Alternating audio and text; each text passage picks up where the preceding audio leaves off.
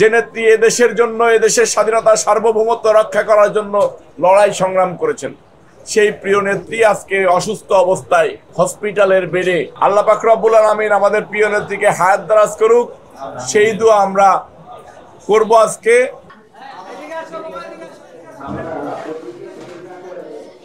বিসমিল্লাহির রহমানির রহিম। আসসালামু আলাইকুম ওয়া রাহমাতুল্লাহি ওয়া বারাকাতুহু। জান্নাতুল ফেরদাউস। আমাদের সামনে কোমলমতি শিক্ষার্থীরা, এরা কোরআনের হাফেজ, কোরআনের পাখি।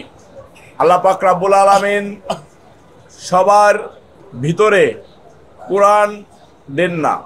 আল্লাহ পাক রব্বুল আলামিন যাকে খুশি হেদায়েত দান করেন, আল্লাহ পাক রব্বুল আলামিন যাকে খুশি হেদায়েত দান করেন না।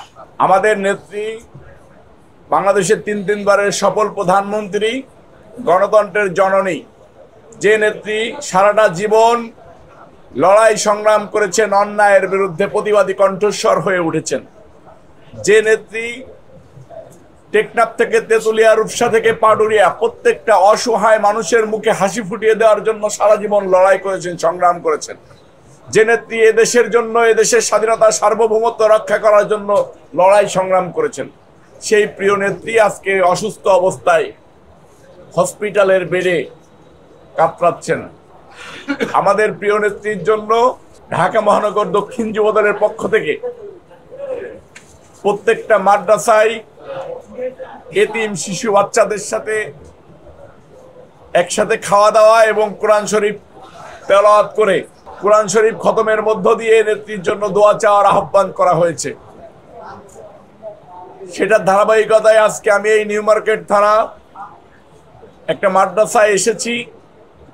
এখানে আমরা 600 বাচ্চাদের সাথে খাবার দাবারের আয়োজন করেছি, সাথে এইখানকার যে নামাজি ব্যক্তিরা আছে তাদের খাবার দাবারের আয়োজন করেছি, খাবারের আয়োজন করেছি। তারা একসাথে আল্লাহর পাক রব্বুল আলামিনের কাছে দোয়া করবে।